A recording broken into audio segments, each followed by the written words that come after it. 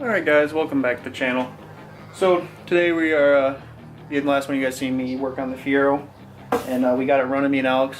Today I'm just going to do an air filter. Surprisingly cheap. It's like $3 for an air filter. This one didn't have one in it.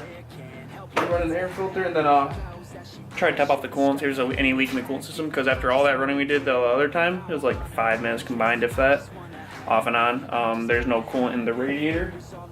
So we're gonna try, at least I'm gonna try, Mav might show up later. But yeah, so we're gonna try doing that today. Alright guys, so update. I just pulled the thermostat housing cap, and there is indeed coolant in there. I just pulled the whole thermostat out, so hopefully I didn't do nothing wrong by pulling that out. I probably could just remove it completely, since it's also let it warm up before I drive it anyways. But I'm gonna leave it in there for now, and hopefully I didn't ruin the seal by pulling it out. But there's coolant in there. I'm gonna top it off a little bit more. And then seal back up, of course, with the cap. But then I'm gonna go to the front of the radiator, because I don't believe there's anything in the radiator. With it being at the angle it's at, it should be showing something on the radiator. So I'm going to top this off first, then fill up the radiator the rest of the way that I can for the overfill. Run it and see if I can see anything leaking. But we're gonna get this thing going. Let's see, where's the, right there. Yep, so we're gonna be doing this.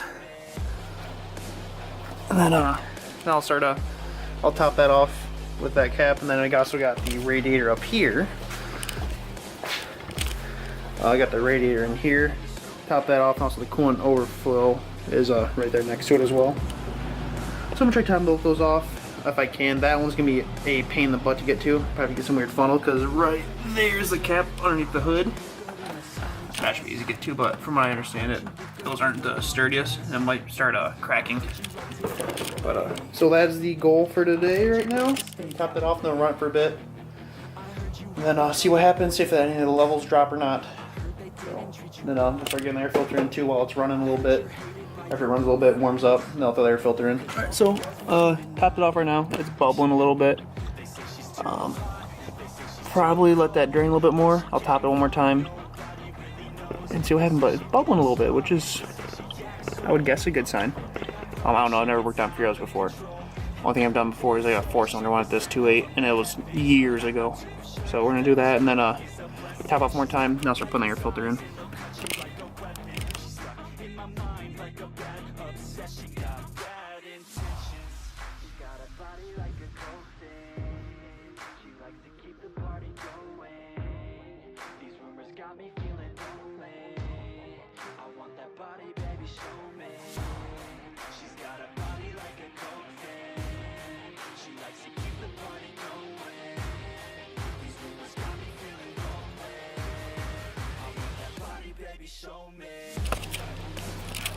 Just so you guys can see what I'm seeing.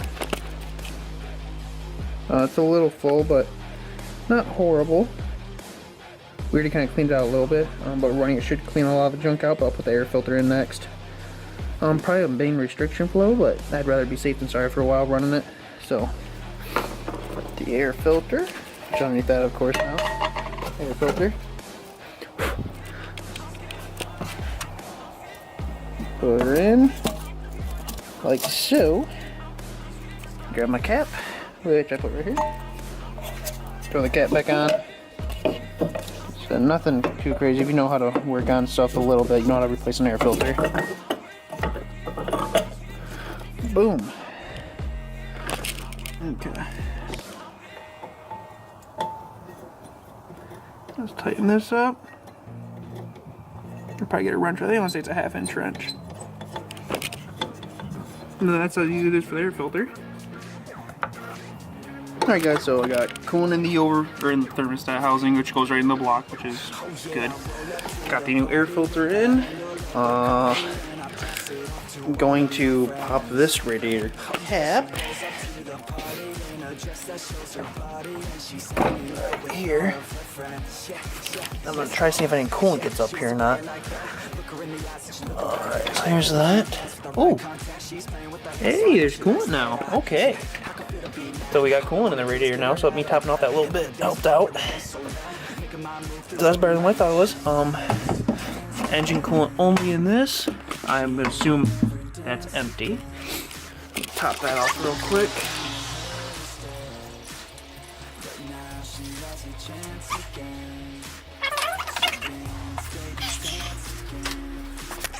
Alright guys, we're better off than what I thought we were.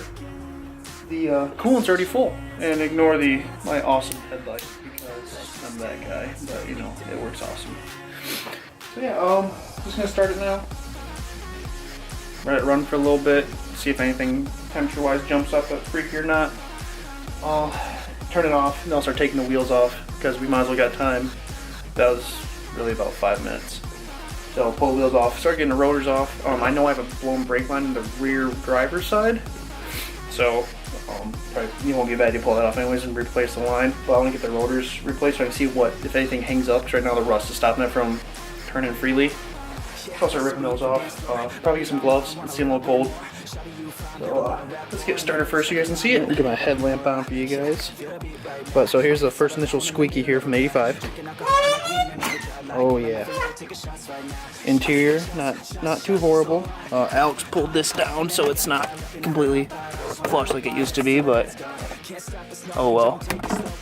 Something else is in there. I don't know, here may have already popped that, which is never a good idea, the top, but yeah. So here's the inside. Not too bad. You got a fancy little fake cup holders that probably like an AutoZone deal. Not too bad. Hop in here. Like I said, it's really not too horrible. We'll get the clutch in. Hope the battery held charge. Ooh, a little bit of play on that. See if you guys can see that or not. Oh, that's play, and then you got the press. So, let's see here. Turn the key. Ooh, focus on this, thank you.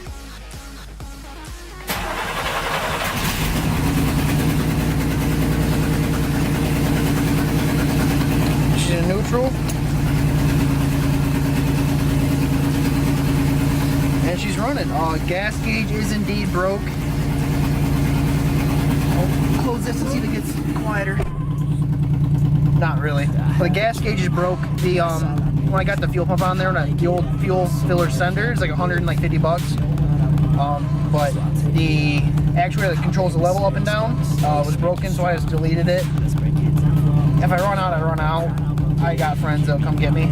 But headlights work. The pop-up part does not. But interior-wise, it does though. Huh? That's cool. Ooh, can I, ooh, that's never good. Okay, can I turn off my brights? Where are my brights at?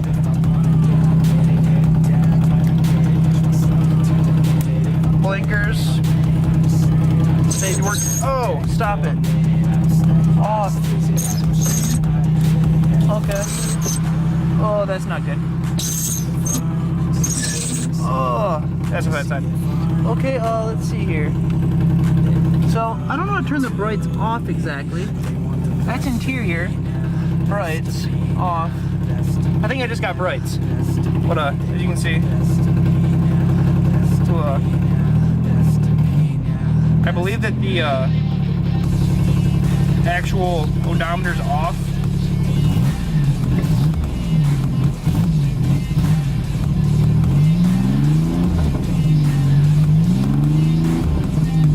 It's not hitting 6 grand there. We're gonna let it run for a bit and I'll